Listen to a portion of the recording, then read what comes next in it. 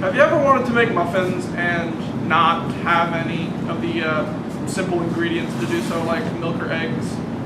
Well, today we're going to be showing you how to do that. Make muffins without the other stuff.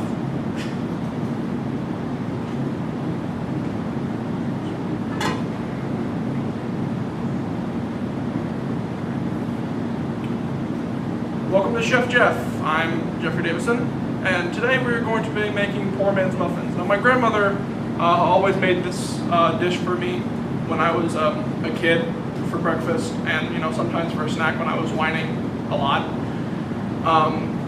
And what you need is cup of water, 2 cups of sifted all-purpose flour, 1 teaspoon of nutmeg, teaspoon and a half of cinnamon, half a teaspoon of allspice, 1/4 teaspoon of salt, 1 teaspoon of baking soda and powder, half a cup of margarine, 1 cup of whatever you want. I'm going to be using apples. I'm going to show you how to turn these into something you can put in a muffin soon. And yeah, so what you're going to need to do first is place your water, your sugar, your butter or margarine,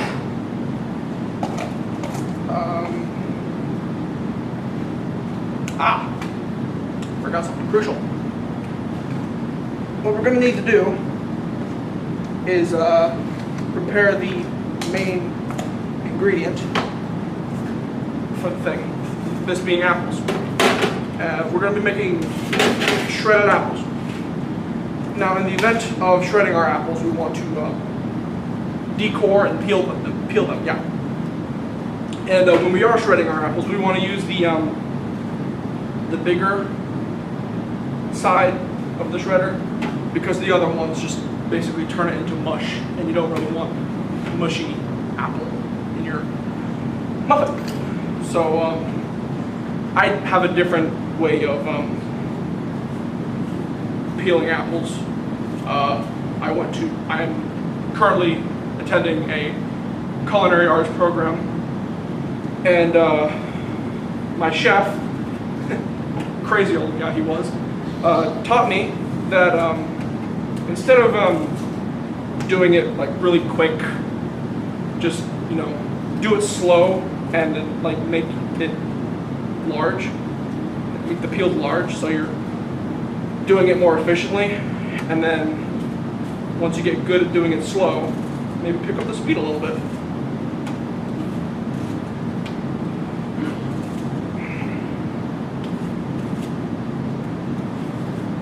And there's our first peeled apple.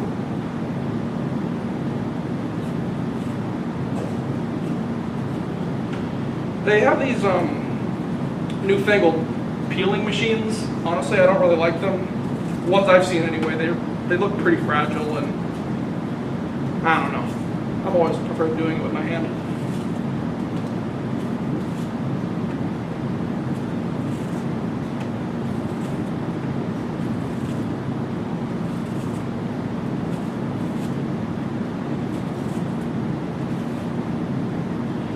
Now that we have all our apples peeled,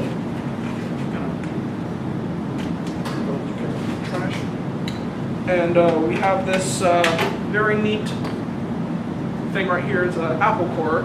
So instead of just slicing off these parts, we can just stick it in there, do a bit of that, and then pop! Out comes the core. See right through it.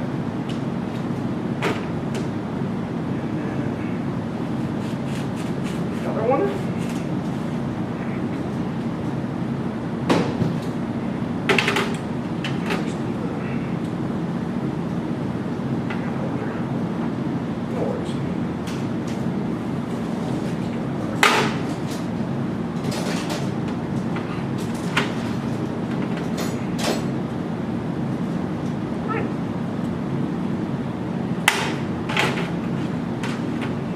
now what you want to do is shred them. The process is very odd. Apple gets small pretty quickly, and you don't want to, shred your hand. Don't worry if there's like any larger chunks of apple in the shredded stuff. It shouldn't make much of a difference. Don't make sure they're not too large.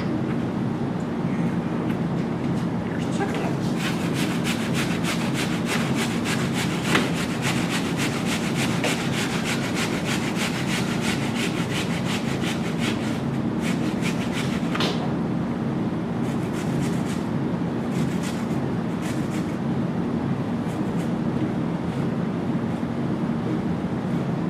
Now that we have our shredded apples, we want to put them in the sauce pot with the other ingredients that we put in.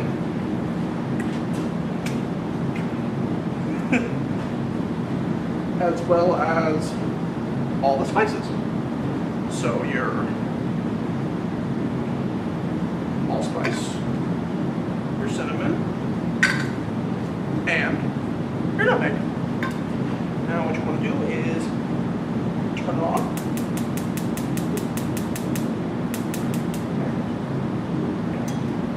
And you want to bring this to a boil. This may take a little bit. I did raspberries. Now, in all fairness, it worked just fine. But another thing that happened was the raspberries kind of deformed and just turned the final product into this off-putting green hue, and you don't really want to eat green things that aren't Granny Smith apples, do you? They tasted fine. Don't get me wrong; they tasted just fine. There's nothing wrong with them, but not really many people wanted to eat them, and I perfectly understand. So yeah, back to the stuff in the sauce pot. What you want to do is bring it to a boil and make sure all the butter has been melted. You want the butter to melt because that's whatever. And as well, you want the butter to melt. Excuse me, because you want more liquid in your thing. So this liquid basically consists of 1 part water, 1 part melted butter.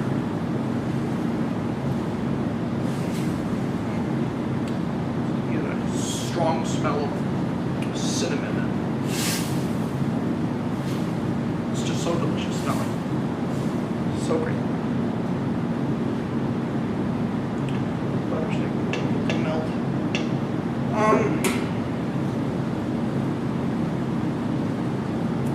Yeah.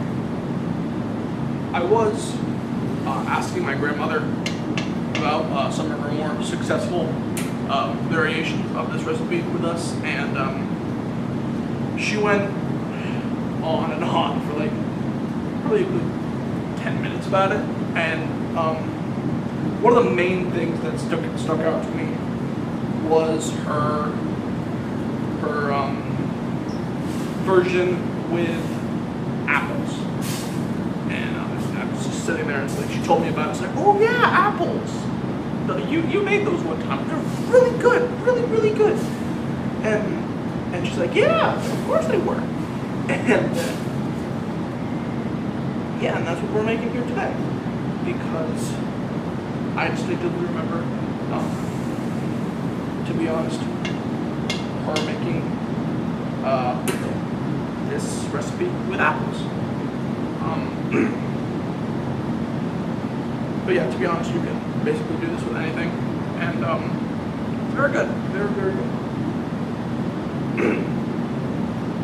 So now what we have here is a boiling pot of muffin mix. And what you want to do is turn that off and go get a muffin. What you need to do is let this cool off for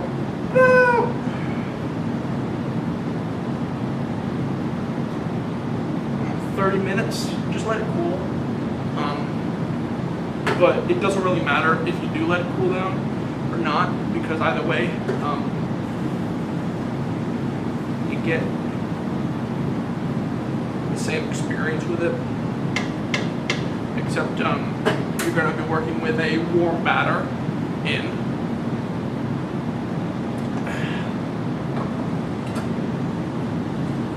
The KitchenAid. Yeah.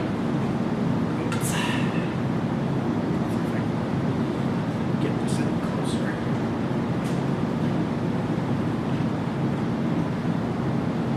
See if it can work. Okay, good.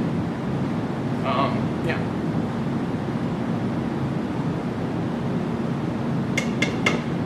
That's what you can do there. To let it cool, we have 12 muffin baking tin. These can make some pretty good fake muffins. Not fake. Yeah, pretty good muffins. Now that this has been cooled off just a little bit, we're going to put it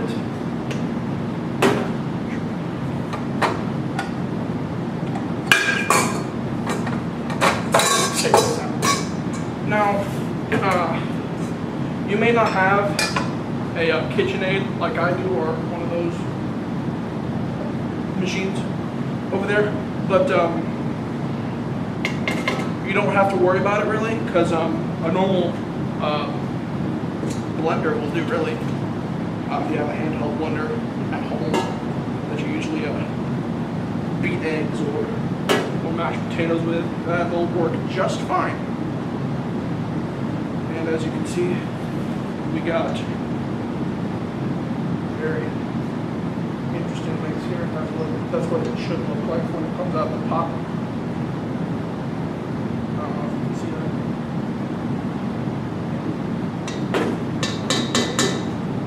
That in there. Next, we add our flour, our baking soda, and our baking powder. And then we also put in our salt. Next. And we want to stuff it on the KitchenAid. And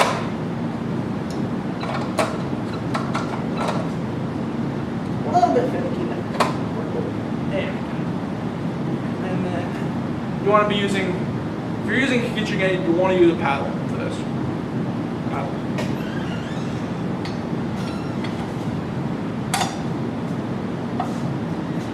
And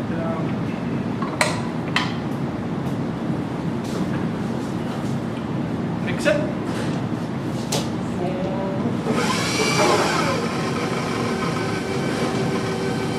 Mix it up low first, and then bring it up higher.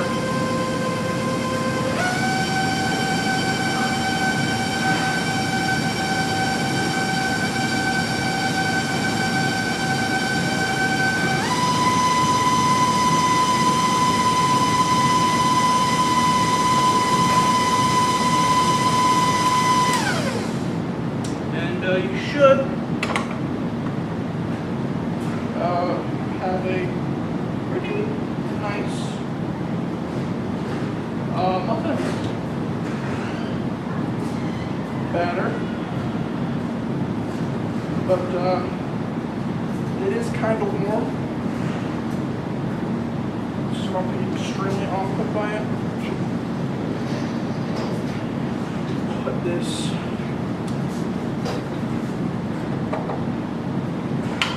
front of the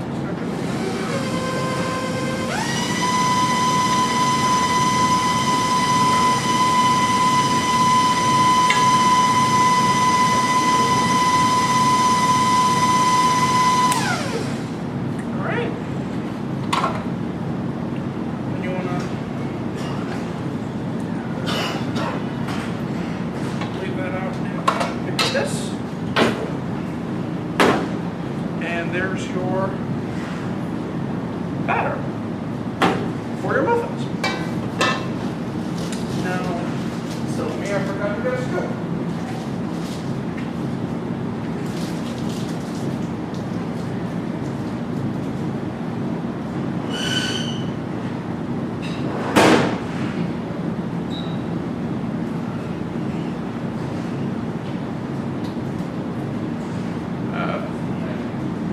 Scoop.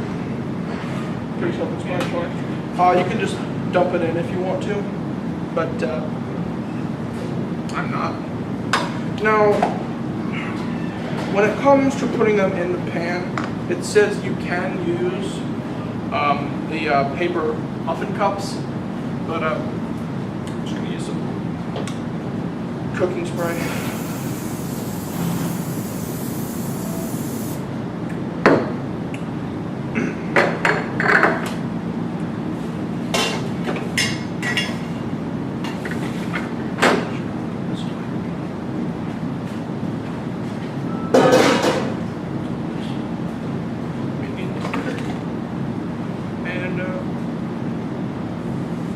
As you can see, here's your batter. It's runny and they've got chunks in it, but that's because we didn't really cool it down that long, but it doesn't really matter.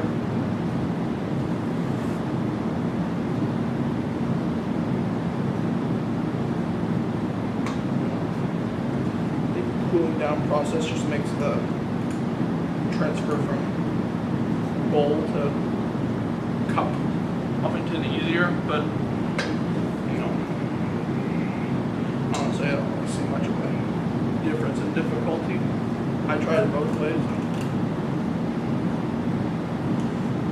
found it perfectly easy to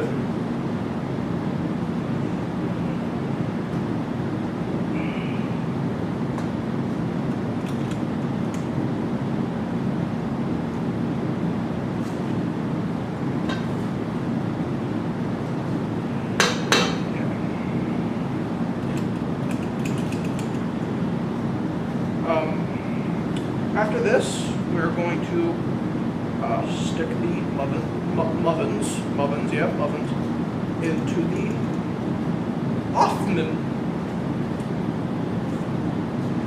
I tried to make a joke out of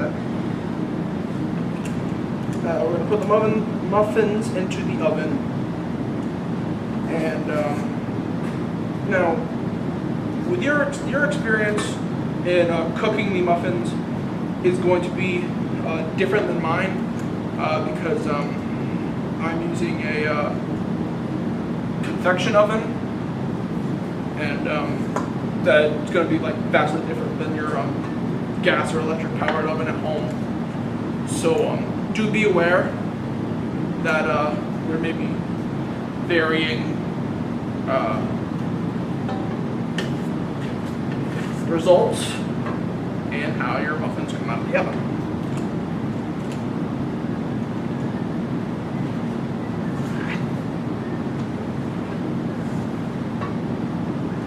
Told you we need this later. And scrape off the sides and I know, right? make it easy. Stop by! There you go, neighbors.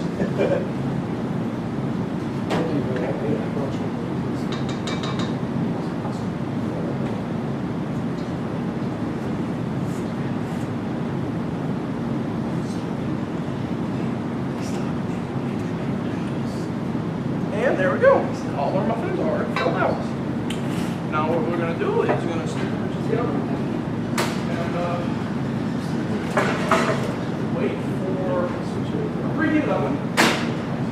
that was set to 375 degrees Fahrenheit or 190 degrees Celsius if you're European. And oh, would you look at that? They're done already. Neat. And there they are. Muffins. These are really good for breakfast, of course, with lightly salted butter. That's how I always had them.